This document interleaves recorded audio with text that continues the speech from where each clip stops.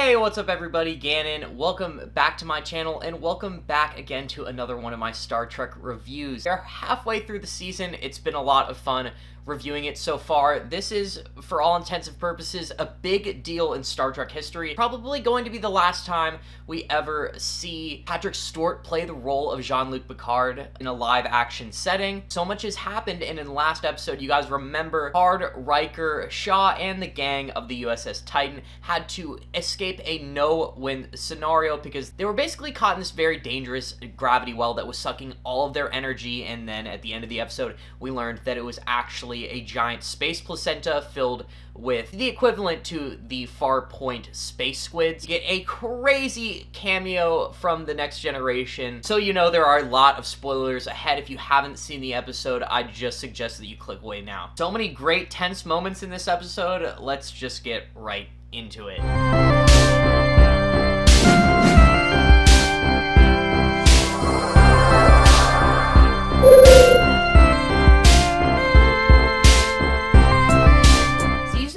Episode 5 of Picard, titled Imposters. This episode just starts off extremely crazy and tense with a scene of Jack Crusher taking a phaser and executing every member of the Titan bridge crew. At the start of this episode and at the end of the episode, you could just come to the conclusion that Jack is tweaking. He's got some messed up stuff going on with him that has happened to him that he's probably repressed at this point, doesn't even know, or he's not aware of. I really don't think that he's aware of what's going on in his mind, but one thing for sure is that this dude is a sleeper agent. Yeah, he's a sleeper agent. This guy is definitely brainwashed to commit violence for an organization. Word for word, bar for bar, Mason from Black Ops 1. Crazy scenes throughout the episode of Jack Crusher just kind of like blipping into another consciousness and committing violence, but not actually doing it. I think he's kind of holding himself back in some ways, but it just freaks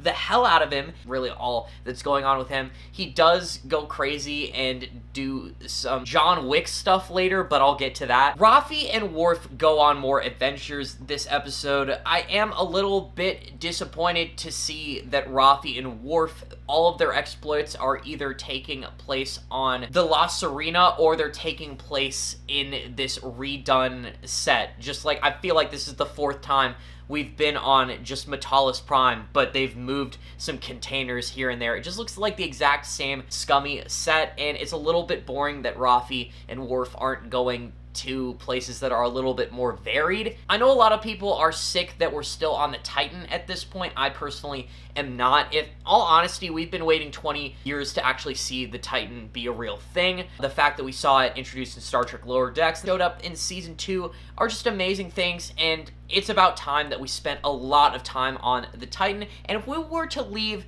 Captain Shaw and the Titan already, I'd be a little bit disappointed, but I do understand that there are some people out there who want to see some different setting. I just feel like if we're going to be on the Titan for so long, definitely make what the other characters are doing a little bit more interesting, because Rafi and Worf are on this planet looking for this dude who is an associate, or basically the boss of Sneed the Ferengi that they killed in episode 1 or 2. This dude is named Kreen, I believe. Definitely something along those lines, and he is a Vulcan gangster, which is literally the only thing cool about his character. I will admit that I am a little bit unsatisfied. The Ferengi Sneed was cool, and we do have a cool Vulcan gangster, but everything that he does in this episode is very lame and just unsatisfying to me. For one thing, he just kind of shows up 20 minutes later after Rafi and Worf kind of demand his audience, essentially, and Rafi and them use a mobile emitter to try and trick him into coming into kind of a compromised location so they can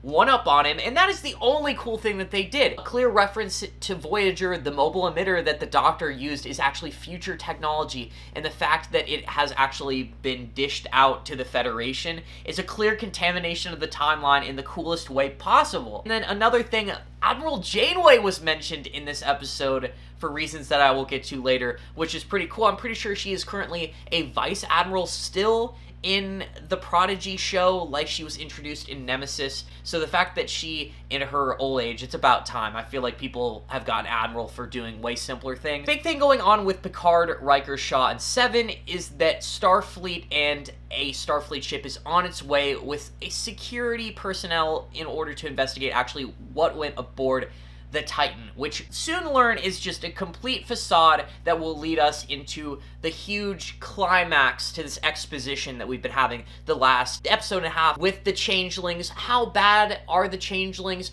To what degree are the changelings kind of organizing? And is this like another Dominion level threat, or is this some small organization that's possibly run by somebody like Lars? We're still waiting to find that out. We're also still waiting to find out the identity of Vadik. It has been confirmed by Vulcan Dude that he orchestrated everything going on into Daystrom, and the way that he got into Daystrom was he basically brokered a device. He has Rafi and Worf fight each other, and there's this scene where Rafi's forced to stab Worf, and at first it almost seems like Worf is dead. They get a little bit dramatic for it, but I can almost see from a mile away that Worf is not dying in this situation. I think that no writer in Star Trek is actually capable of pulling out a very mid-death for one of the most beloved, important, recurrent characters in the series. Like, that was such a mid-death. I could just tell 10 seconds in this dude was not gonna die. If he did, this show's just canceled here. I don't care how good the final 5 episodes are, that was just a horrible mid-death. I don't even think Michelle Paradise is capable of writing a death that bad for Worf. So yeah, I knew it was a trick, and they trick Kreen, sorry if I mess up his name, into getting essentially close, and Worf somehow turns all the lights off with magic and stabs all of Kreen's associates in order to get him talking about how he broke into the Daystrom Institute. And the thing that's lame about this is, again, it's just kind of a lame death. I'm very uninterested in Kreen outside the fact that he's a Vulcan gangster and that he believes crime is logical. That's really cool. At the same time, this is just another one of those new Trek characters that's introduced and immediately just thrown to the wind, and we never see them again. They're really uninteresting because they only are around for like 10 minutes. The thing that's really unsatisfying about Kreen is that when Worf tries to persuade him into giving them information, also into giving this really important device that he brokered, doesn't take much to convince him. The mere threat of violence and the fact that Worf is, kind of running out of time because he's bleeding, that's all it takes to intimidate him. A little bit lame. I really felt like Worf should have went Inglourious Bastards on it and stabbed him in the shin or something. It would have been a lot cooler, and it would have made the scene just a lot better. After Rafi and Worf get that device, basically kind of the end of their arc until the end of the episode, the Intrepid is actually the starship that comes to meet the Titan and Federation space now that they are free of Vadik. It really reminds me of the Sovereign class, but I know it's just some new class of ship that I can't even hope to identify at the moment. The security officer that comes over to the Titan is actually insistent on using a shuttle, and this is the moment where I'm thinking, like, is that Barclay coming over? Because if you remember, Barclay doesn't really like to use transporters. There was a whole episode about how he had a large mortal fear of the transporters, so he always used shuttles. So it would have been so cool to see Barclay just be like, hey, I'm the nonchalant security guy. It's my old friends Picard and Riker. You guys are off the hook. Also, was really cool seeing Captain Shaw leave the room earlier in the episode in order for Seven, Riker, and Picard to come up with a story for them to cooperate. It's pretty cool that he is no longer mad at them given the circumstances of the situation. And the craziest big twist that happened in this episode is that we have a return of a beloved TNG character in the form of Ro Laren. The person who stepped out off the shuttle was Michelle Forbes herself, the lady who played Ro Laren in 3 episodes, I believe, of The Next Generation. In the final episode that she was in the final season, she had actually betrayed Picard, the Federation, Starfleet, in order to go join the Maquis because she was an intelligent agent who was sent there to compromise them. But in the time that she was there, she actually met really nice people, this old man, and she was compromised herself. There was a really awesome exchange between Picard and Ro initially, because you actually learn that while Star Trek fans have been desperately wanting to know what happened to Ro Laren after the Maquis were all exterminated by the Dominion in Deep Space Nine, it's really interesting to find out that she has actually been evading all members of the Next Generation cast for the last 30 years, just like Beverly Crusher. So yeah, it really seems like people do not catch up, call each other, or anything. It seems like she's actually been in Starfleet service for the past 10 years. Ro is just a complete asshole, basically is coming and pressing Picard and Riker, saying that they are now on trial and investigation for treason. Total Commander Non moment, by the way. That is one of the worst parts of Star Trek Discovery, where Commander Non just kind of leaves the ship as soon as they get to the 32nd century to go and find herself, and then she comes back literally later in the season, or like at the beginning of the next season, and she's just a really jerk security officer for no reason, except that, like, Ro Laren has a reason. There is a moment where she points a phaser at Picard and tells him to enter the holodeck. Picard, being shifty and just kind of a legend, pulls a phaser from under the bar, Gannon's phaser, and turns off the holodeck safety protocols. They then have this really heartfelt exchange about how much they've hurt each other, and because they're able to corroborate each other's feelings, they know in that moment that neither of them are changelings. That's when the big juice of this season is now revealed. We have a coup of changelings now infiltrating the highest levels of Starfleet. Starfleet is a pretty big organization. It's a pretty silly one. Oftentimes, the higher-ups are put there and they make a bunch of bad decisions. We've coined the term Admirals.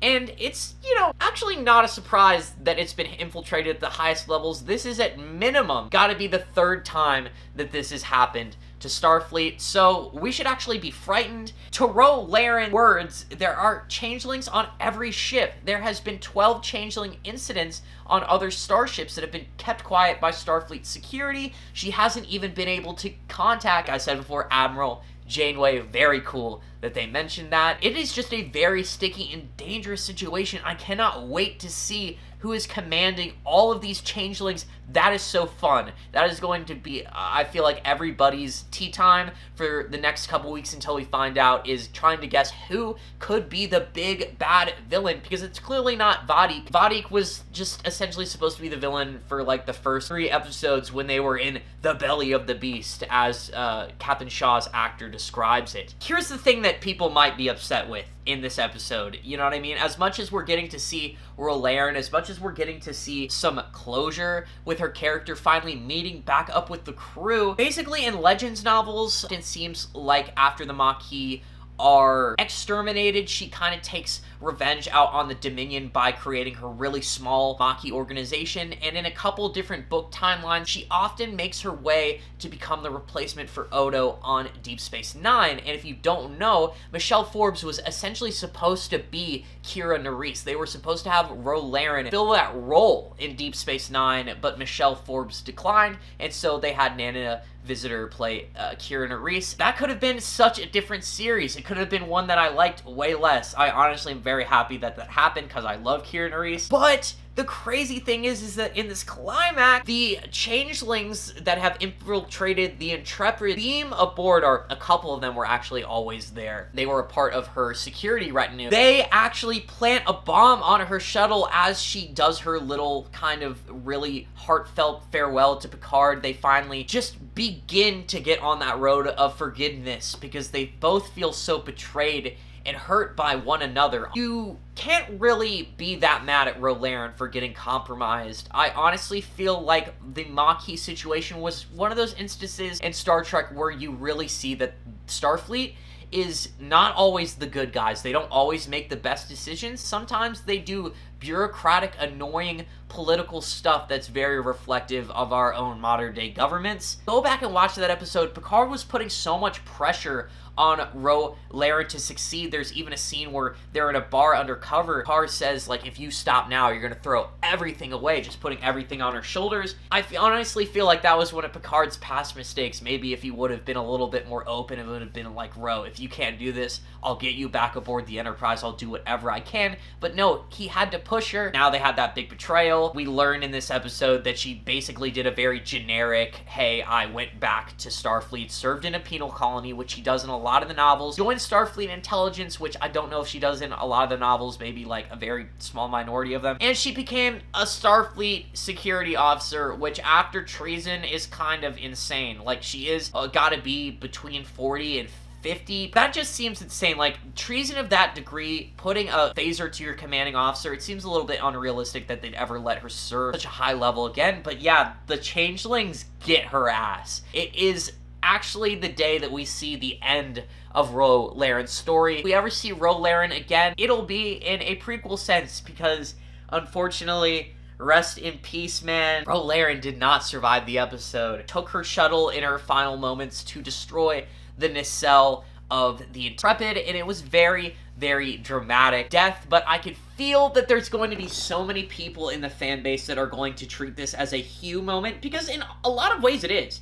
They brought back Hugh, he kind of helps Picard and the crew, and then he gets brutally murdered, and they just did that with Ro Laren in order to make the plot more climactic. I bet Michelle Forbes was not willing to return in a multiple episode capacity. What was their decision why they had to just bring back Ro Laren and they just had to murk her to put more strain on our old boy Picard? It's kind of a little bit sad. I don't hate it, I don't dislike it, but I don't like it either. Do you know what I mean? That's just my criticism of it. It seems maybe you should have kept her around for an episode or two and had her do things and then kill her off. This is just kind of a one and done, hey, we'll bring back one of your next generation characters that you've been begging to see for so long, and then we're gonna murder her. Another retinue of the shapeshifters actually beams themselves around Jack, but because Jack is a Black Ops 1 sleeper agent, he just does the craziest choreography. This dude is John Wicking these changelings and just murdering them, and then he comes back to his senses. Even Captain Shaw's impressed, like, damn, shot 4 of these things? And Beverly Crusher, after she gets some time alone with Jack, she comes to the conclusion, like, you know, 4 against 1 with 1 phaser. Those are insurmountable odds for changelings. Like, these things are overpowered. And not to mention, how did you even know they were changelings? And Jack just straight up admits, final moments of this episode, I didn't know. He just murdering them and letting his psyche do things for him. And it was kind of like a Moon Knight moment. Worf isn't dead. The stuff that Worf and Rafi did was not overly exciting for me, but the fact that Worf calls Picard and Riker at the end of the episode, not intentionally, because right before Ro actually gets onto that shuttlecraft and says goodbye, Picard, in those final moments, she gives him that earpiece. And there was a lot of comments about the earpiece in the episode, about how Picard thought that she was betraying another institution by not wearing it. And I honestly would have liked to see Ro Laren stick around for another episode and put on that earpiece one more time before she died. And another thing that I really liked in this episode, there's this voice line I forgot to say. Remember how I was talking about how Starfleet is not always like a perfect institution? There was this line where Ro says that it is equally dishonorable to blindly follow an institution always. That is so true, especially when you observe Picard's character and realize that there's gotta be over a couple instances where Starfleet was not completely right, and they were compromised, or there was just a bad admiral doing things to Picard. So you really shouldn't blindly always follow an institution. And honestly, as much as the Maquis were terrorists, their situation was horrible. I mean, they lived on these colonies that the Federation gave to them, and they lived on there and created a life for themselves, and they were just told to leave, and they were berated and badgered by Cardassians in this demilitarized zone they had. That was a pretty cool scene between Michelle Forbes and Patrick Stewart in the holodeck. I really enjoyed that. Riker notices at the end of the episode that the earpiece is actually just kind of a data module for storing information. It had all the information about all of Ro Laren's investigation, and that's when we finally get the call from Mr. Worf, and Mr. Worf is finally reunited with Picard and Riker. Not only that, but Rafi is there to reunite herself with Picard. Very, very good timing for the mid-season. If this happened any later, I'd probably start complaining. This is pretty good pacing for that. It's just really amazing to see them link up, and something else that's pretty big that comes of this is that you just come to the understanding that the person who's been above Worf in this Starfleet intelligence branch has actually been Ro Laren this entire time. Very, very cool. Episode very much relied on a important cameo and also a lot of shock factor. Jack Crusher basically having the Season 1 Picard android end of the world flashback. Ro Laren coming back for the first time in actually like 30 years is just insane. But am I going to sit here and act like the writing or the scenes in this episode were over the top special, like they really hit me, or this was really deserving of anything over 7.5? No, I honestly think that I'm gonna put this episode at a 6.5 of just like a good episode that I'm not going to complain about. It's just a little bit boring and a little bit cliche and a little bit lifeless in some areas. Worf and Rafi. Not wait to see where they're going with this. I really can't wait. I'm almost more excited about what's to come than what I watched today, because it just opened up so many more doors about what we could see. I definitely think there is room for at least 1 to 2 more really big, important cameos from the Next Generation. If we see Barclay or Alexander, I will be very happy. With all that being said, thank you so much again for tuning into another one of my Star Trek reviews. If you've been tuning in for the whole season, I really appreciate you. More than anything, my videos have been getting consistent views for the Picard reviews, and I just couldn't be more thankful. I appreciate everybody who takes the time out of their day to sit here and consume a couple minutes of me talking about Trek. Please leave your predictions down below, and also how you felt about today's episode. I really am interested to see how you feel, and not only that, about how you think the series is going to end and what's to come, and also who is in charge of all these changelings. Do you think it's a head changeling like Laws, or do you think that it's not a changeling at all and it's actually just an evil entity, perhaps maybe somebody like Lore who is manipulating the changelings and using them as just really good combatants? Also, another thing that I forgot to mention that's pretty important in this episode is that the changelings have evolved to the point where they can mimic humans very, very well, which is why everybody was so suspicious of each other and why Ro Laren initially was just kind of being a jerk to Picard and Riker. But with all that being said, again, thank you guys so much. I hope you have a good rest of your week. Until next week's episode, live long and prosper.